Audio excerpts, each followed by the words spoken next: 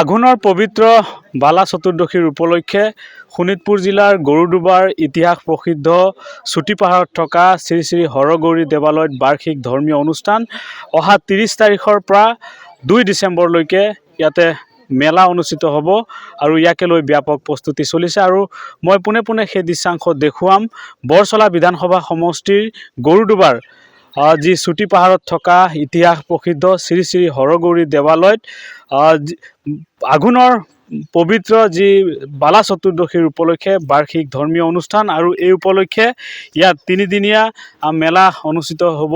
এইবেলি ইয়াত শতবীজ বিকিৰণ আৰু ধৰ্মীয় অনুষ্ঠানৰ লগতে হোম যজ্ঞ আদিও অনুষ্ঠিত হ'ব আৰু এইবেলি বিশেষভাৱে 3 দিনীয়া মেলাৰো আয়োজন কৰিছে আৰু ইয়াকে লৈ ব্যাপক প্ৰস্তুতি চলিছে আৰু মই মোৰ কেমেৰা সহযোগী সেই দৃশ্যাংশ দেখুৱাইছে মহাবাহু ব্ৰহ্মপুত্ৰৰ গাতে লাগি থকা এয়া চুটি পাহাৰ আৰু চুটি পাহাৰতে থকা ইতিহাস প্ৰসিদ্ধ শ্ৰী শ্ৰী হৰগৌৰী দেৱালয় শিৱ আৰু পাৰ্বতী একেটা স্থানতে বিৰাজমান আৰু এই যি ইতিহাস প্ৰসিদ্ধ শ্ৰী শ্ৰী হৰগৌৰী দেৱালয় বিভিন্ন প্ৰান্তৰ ধৰ্মাৱলম্বী লোকসকল ইয়াতে সমাগম হয়।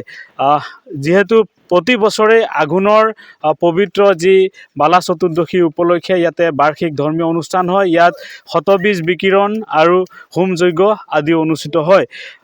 সুদীৰ্ঘ বছৰৰ পিছত এইবেলি ইয়াত 3 দিনীয়া মেলা অনুষ্ঠিত হ'ব।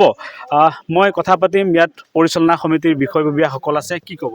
হয়, প্ৰথমে আমি আসাম টক নিউজ 18 ধন্যবাদ জনালোঁ। প্ৰতি বছৰৰ দৰে ঐতিহাসিক হৰগৌৰী দেৱালয় প্ৰাংগণত আমি আজি 1983 চনত ইয়াৰ আগতে 1983 চনত দিনতে 3 দিনীয়া ধৰ্মীয় মেলা অনুষ্ঠান আয়োজন কৰা হৈছিলে। ভাওনা, পুথিমাৰী, নবিল, হজেগাঁও, তেজপুৰলৈকে মানুহবিলাক শিঙৰিৰ পৰা আহি ভাওনা আৰু নাটক কৰিছিলে। কিন্তু আজি 83 পিছত এই গৰাখহনীয়া অৱস্থাত ইয়াৰ ৰাস্তা ঘাট অসুবিধা হোৱাৰ কাৰণে আজি প্ৰায় 40 বছৰৰ পিছত এই গৰুডুবা, ধীৰেমাজুলি, বটলা, ঢেকেৰী বিভিন্ন ৰাইজৰ সহযোগত এইবাৰ আমি 3 দিনীয়া ধৰ্মীয় মেলা বালা চতুৰ্দশী আঘোণ মাহৰ বালা চতুৰ্দশীৰ দিনা সপ্তবীজ ৰোপণ, হোম যজ্ঞ, ভাগৱত গীতা পাঠ, নাম কীৰ্তন, অখণ্ড কীৰ্তন আজি হ'ব সিদিনাখন। এনেকৈ আমি বিভিন্ন ৰাইজক উলহ মালহেৰে আজি এই মেলা পাতিবলৈ লৈছে। সেইমতে আমি আহ্বান কৰোঁ মেলা পৰিচালনা সমিতি আৰু হৰগৌৰী দেৱালয় পৰিচালনা সমিতিৰ পৰা যে এই 3 দিনীয়া এই বছৰো 3 দিনীয়া মেলা ভব্য আকাৰে গোটেই এই বিভিন্ন অঞ্চলৰ ৰাইজে সহযোগিতা কামনা কৰিব বুলি আমি আশাবাদী। কি ক'ব, হৰগৌৰী দেৱালয় পূৰ্বতকৈ বহু উন্নয়ন হৈছে?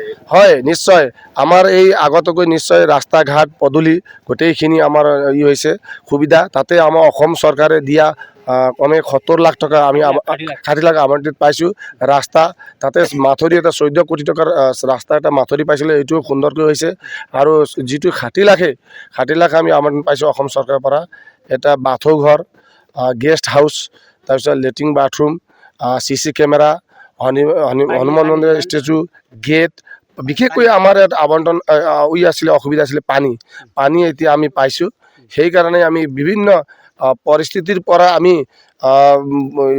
খাম কাটি আহিছিলোঁ। কিন্তু এইবাৰ আমাৰ বিজুলীৰ পৰা ৰাস্তা ঘাট আৰু লেট্ৰিন বাথৰুম, পানী, তাৰ গেষ্ট হাউচ থকা ব্যৱস্থাৰ কাৰণে আমি এই গৰুডুবা, ধীৰেমাজুলি, বটলা ৰাইজে যথেষ্ট সুবিধা অনুভৱ কৰি এইবাৰ 3 দিনীয়া মেলা আমি পাতিবলৈ লৈছোঁ।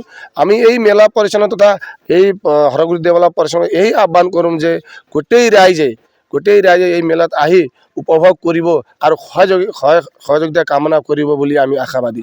হয়, কি ক'ব? মই আপোনালোকে নমস্কাৰ জনাইছোঁ। মই হৰগৌৰী দেৱালয় সম্পাদক হিচাপে এইটো কৈছোঁ, আমি প্ৰথমে যি কণ্ডিশ্যনত মন্দিৰটো আছিল বৰ্তমান আমি এই মন্দিৰটো বহুত ভাল কণ্ডিশ্যন আনিব পাৰিছোঁ।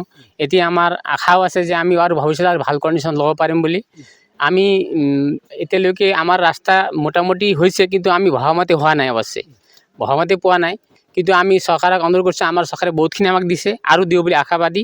আমাৰ বৰ্তমান যি চৰকাৰ আছে সেই চৰকাৰে আমাৰ কাৰণে বহুত কাম কৰিছে, তাৰ কাৰণে আমি সদায় তেখেতসকলক আমি চিৰকৃতজ্ঞ আৰু ভৱিষ্যতে কৰিব বুলি আশাটা ৰাখিছোঁ। আমাৰ বিশেষকৈ ৰাস্তা যেনেকৈ ভাবিছোঁ তেনেকৈ ৰাস্তা নাই। মই অদূৰ ভৱিষ্যতে সেই ৰাস্তাৰ কাৰণে এটা কামনা কৰিছোঁ আৰু বিশেষকৈ মই একো নকওঁ। নিশ্চয়কৈ যি হৰগৌৰী দেৱালয় ইতিহাস প্ৰসিদ্ধ বৰচলাৰ গৰুডুবাৰ আৰু ইয়াত শেহতীয়াকৈ ইয়াৰ যি উন্নয়নমূলক কাম কাজে এই দেৱালয়খনৰ যি আকৰ্ষণ আকৰ্ষণ দুগুণে বৃদ্ধি পাইছে। মহাবাহু ব্ৰহ্মপুত্ৰৰ গাতে লাগি থকা এয়া চুটি পাহাৰৰ ওপৰত থকা শ্ৰী শ্ৰী হৰগৌৰী দেৱালয় আৰু ইয়াত প্ৰতি বছৰে আঘোণৰ যি বালা চতুৰ্দশীৰ উপলক্ষে ইয়াতে বাৰ্ষিক ধৰ্মীয় অনুষ্ঠান হয়। ইয়াতে হোম যজ্ঞ লগতে অখণ্ড হৰিনাম কীৰ্তন একেদৰে শতবীজ ৰোপণ আদি কাৰ্যসূচীও ইয়াতে অনুষ্ঠিত হয়। আৰু এইবেলি 1983 চনৰ পিছত 40 বছৰৰ পিছত ইয়াতে তিনিদিনীয়া ধৰ্মীয় মেলাৰো আয়োজন কৰিছে পৰিচালনা সমিতি আৰু এই উপলক্ষে চলিছে ব্যাপক প্ৰস্তুতি। আপুনি বিচৰা বাতৰি পাব কেৱল নিউজ 18 এপত। নিউজ 18 এপ ডাউনলোড কৰিবলৈ স্কেন কৰক এই QR কোড। গুগল প্লে ষ্টৰতো পাব এই নিউজ 18 এপ।